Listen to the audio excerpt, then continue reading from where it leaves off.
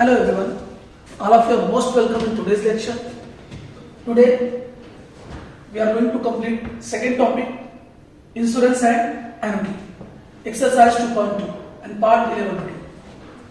इसके पहले पार्ट 10 तक हमने पार्ट 9 एंड 10 में हमने क्वेश्चन नंबर 1 से लेकर क्वेश्चन नंबर 6 तक कंप्लीट किया है एन्युटी के ऊपर जो क्वेश्चन है एक्सरसाइज 2.2 का, और एक्सरसाइज 2.1 को पार्ट 1 से लेकर के हमने पार्ट 8 तक कंप्लीट किया है। तो जिन्होंने वीडियोस नहीं देखी है वो वीडियोस देखे पूरा, तो उनको पूरा टॉपिक समझ में आ जाएगा। तो आज का हम स्टार्ट कर रहे हैं क्वेश्चन नंबर 7 से। तो क्वेश्चन नंबर 7 क्या है? Exercise 2.2 Maharashtra state board 12th commerce mathematics and statistics part 2। Question number 7, a lady plans to save for her daughters marriage. एक लेडी है जो अपनी डॉटर्स की मैरिज के लिए प्लान कर रही है सेविंग की। She wishes to accumulate a sum of rupees 4,64,100 at the end of 4 years. 4 सालों के बाद वो 4,64,100 रुपया जमा करना चाहती है, क्योंकि वह 4 साल के बाद उनके पास कितना रुपया हो? 4,64,100 रुपीज हो। What amount should she invest every year if she gets an interest of rupees 10% per annum? अगर उन्हें 10% per annum से इंटरेस्ट मिले तो उन्हें एवरी ईयर कितना इन्वेस्ट करना चाहिए? Compounded annually. Given that 1.1/4 equals to 1.4641. यहां पे हमें क्या निकालना है कि अगर उस लेडीज को 4 इयर्स के बाद 4,64,100 रुपीज चाहिए, तो वो हर साल के अंत में कितना रुपया इन्वेस्ट करेगी अगर उसे 10% इंटरेस्ट मिल रहा हो तो, ताकि उसका 4 साल में कितना रुपया हो जाए? 4,64,100 रुपीज उसके पास हो जाए। तो क्या करेंगे भाई, यहाँ पे दिया हुआ एक ही value, accumulated value of amount दिया हुआ है, ये आपको निकालना है सी की वैल्यू, कितना रुपया इन्वेस्ट करें। आपको दिया हुआ है क्वेश्चन के अंदर एन 4 इयर्स, एनुअली है तो टेंशन नहीं, एन की वैल्यू 4 रहेगी, और आपको रेट ऑफ इंटरेस्ट आर दिया हुआ है 10% पर annum। तो आई कितना हो जाएगा? आई इक्वल्स टू आर अपॉन 100, तो 10 अपॉन 100 दैट इज 0.1। सो हमें क्या निकालना होगा? नाउ फार्मूला हमारा क्या होगा? A equals to C upon R inside large bracket, फिर inside small bracket 1 plus I raise to n minus 1। तो ये हमारा फार्मूला है। नाउ एक्यूमुलेटेड वैल्यू दी हुई है 4,64,100 इज इक्वल टू, हमें सी की वैल्यू निकालनी है, एवरी ईयर का इंस्टॉलमेंट निकालना है या पेमेंट निकालना है। 1 प्लस आई की वैल्यू कितनी आई? 0.1, रेस्ट टू एन की वैल्यू 4 है, 4 इयर्स है, माइनस 1। नाउ तो यहाँ पे आई की वैल्यू रख देते हैं, यहाँ पर भी 0.1। नाउ 0.1 कैसे मल्टीप्लाई करते हैं? तो 4,64,100 इंटू 0.1 इज इक्वल टू सी, ये हो जाएगा 1.1 का rest to 4 minus 1।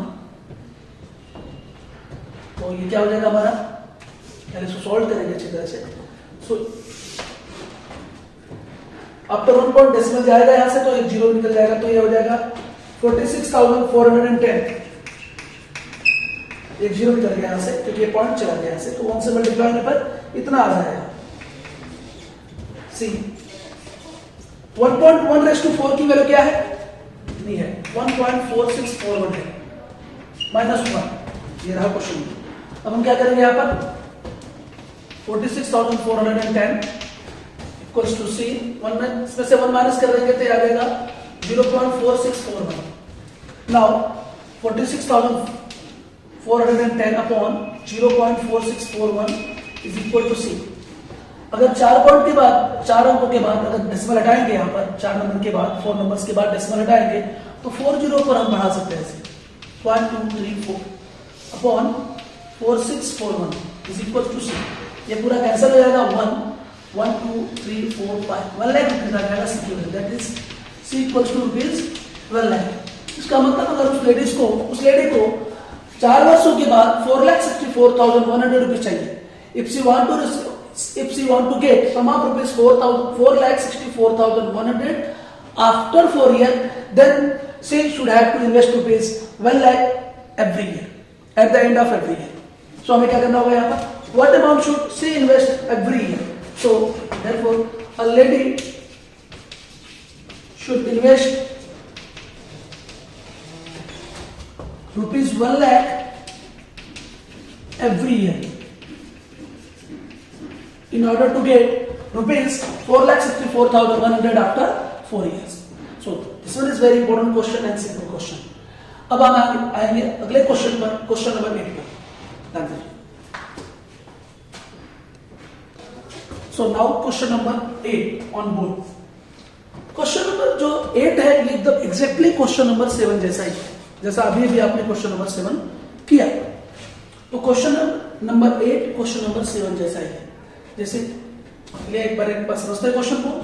A person who wants to create a fund of ₹6,96,150 after 4 year. वहां पर लेडी अपने मैरिज के लिए, अपनी डॉटर की मैरिज के लिए कुछ फंड चाह रही थी 4 इयर्स के बाद. यहाँ पर दिया हुआ है कि एक पर्सन चाहता है 6,96,150 रुपीज का fund after 4 year at the time of his retirement. अपने रिटायरमेंट के टाइम पर 4 साल बाद उसका रिटायरमेंट होने वाला है और वो चाह रहा है कि 4 साल के बाद उसके पास कितना रुपया हो, 6,96,150 रुपीज हो. He decides to invest a fixed amount at the end of every year. At the end of every year तो immediate annuity है. कुछ बच्चे क्वेश्चन करते हैं कि सर हमें समझ में नहीं आता कि कौन सी एनुटी है. At the end of every year देखो लिख दिया यहाँ पे. In a bank that offer him interest at 10% per annum. उस क्वेश्चन में भी यही इंफॉर्मेशन था. Compounded annually. What amount should he invest every year.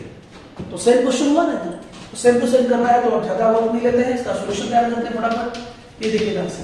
तो आपको दिया हुआ ए की वैल्यू 6,96,150 रुपीज. आपको क्या निकालना है कि एवरी ईयर कितना इन्वेस्टमेंट करेगा. तो ये अमाउंट ऑफ इन्वेस्टमेंट है सी, या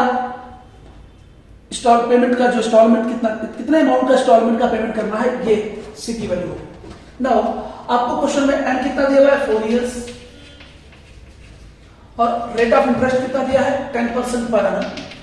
दैट इज आई क्या हो जाएगा, आई इज इक्वल्स टू हो जाएगा, या मैं यहां कर देता हूं, I equals to R upon 100 10 upon 100 that is 0.1. Now हमारा फार्मूला क्या है, accumulated value equal a equals to c upon I inside big bracket with small bracket 1 upon I raised to n minus 1 big bracket close हो गया. अब a की value कितनी दी है 6,96,150. ये a की वैल्यू है. we have to find out the value of c, that is number of कितना पेमेंट करना है एवरी ईयर, या कितना इन्वेस्टमेंट एवरी ईयर करना है, हमें c की वैल्यू निकालनी है. I 0.1 1 प्लस I की वैल्यू 0.1 रेस्ट टू n की value 4 years minus 1. Now 6,96,150 into 0.1 हो जाएगा c इक्वल्स टू. नाउ यहां पर हो जाएगा आपका 1.1 rest to 4 minus 1. Clear. Point जाएगा डेसिमल के बाद तो ये 0 हट जाएगा, तो 6915 दैट इज 69,115 रुपीज आ गई. और ये c इंटू 1.1 रेस्ट टू 4 की वैल्यू दी हुई है 1.4641 माइनस 1. नाउ इसको हम लेते हैं, क्या करेंगे इसमें भी 69,615 is equals to c into 1.4641 में से माइनस 1 कर देंगे तो क्या बचेगा, ये 0.4641 आगे. Now 69,615 divided by 0.4641 is equals to c.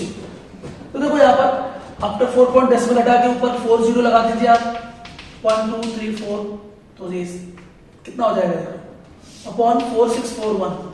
आप इसे डिवाइड करेंगे तो आएगा 1,50,000 रुपीज. ये आंसर हो जाएगा सी. तो C is equals to rupees 1,50,000 rupees 1,50,000. तो ये आंसर होगा इसका. तो क्या होगा आंसर इसका, what amount should he invest every year. So हम कहेंगे क्या, he invest rupees 1,50,000 every year in order to get to 6,96,150 after 4 years. Simple answer ऐसा लिख दीजिए, he invest rupees 1,50,000 every year, या पूरा आंसर लिखो, he invest rupees 1,50,000 every year in order to get rupees 6,96,150 after 4 years. So this is question number 8. Now we are going to solve question number 9.